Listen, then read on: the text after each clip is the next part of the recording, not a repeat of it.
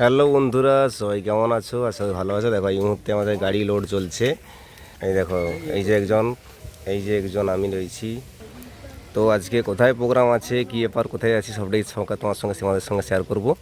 আর দেখো, সঙ্গে থাকো, এটাকে বলবো। আর ব্লগটা পুরো ফুল দেখবে, ঠিক আছে? তাহলে বুঝতে পারবে কোথায় প্রোগ্রামে যাচ্ছি। আর দেখো এই মুহূর্তে চলে এসেছি আমরা প্যান্ডেলে। আর দেখো অনুষ্ঠানটা ছিল গণেশ পুজো উপলক্ষে। আর দেখো ঠাকুরটা দেখে নাও, দারুণ দারুণ। আর তারপর কিছুক্ষণ পরে আমাদের অনুষ্ঠান শুরু হয়ে গেল। আর অনুষ্ঠানটা আজকে ছিল আমাদের হচ্ছে গোপীবল্লভপুর সাইডে, গোপীবল্লভপুর উক্তা সাইডে ছিল অনুষ্ঠানটা। আর দেখো কী সুন্দর একটা গণেশ বন্দনার ডান্স চলছে এই মুহূর্তে আমাদের। আর আগুন টাগুন নিয়ে একটা ডান্সটা আছে, যেহেতু দেখো আমাদের বাঙালিদের সর্বদেবতা গণেশজি, তো ওনার চরণে প্রণাম জানিয়ে সুন্দর একটা ডান্সের মধ্য দিয়ে আমরা অনুষ্ঠানটা শুরু করলাম। আর দেখো তারপরে প্রথমে ছিল একটা মেয়েদের গ্রুপ, তারপর ছেলেদের গ্রুপ। এটা খুব সুন্দর একটা দৃশ্যায়ন রয়েছে।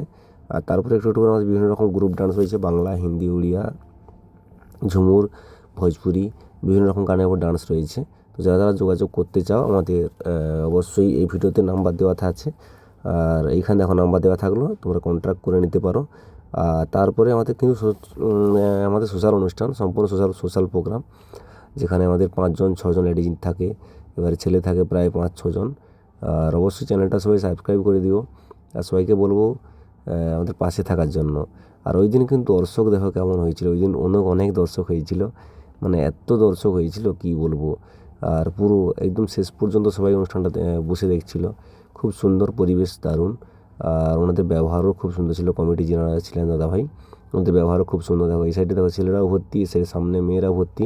আর তারপরে আমাদের অনুষ্ঠান শেষ, পেমেন্ট করে দিল কমিটি দাদাভাইরা।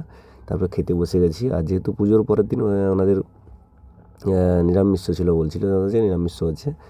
আর তারপরে খাওয়া দাওয়া করে আমরা সবাই বেরিয়ে পড়লাম বাড়ির দিকে। আর আরেকবার দেখো ঠাকুরকে এখানেও সবাইকে, গণেশজিকে দেখো, প্যান্ডেলটাও অসাধারণ হয়েছিল।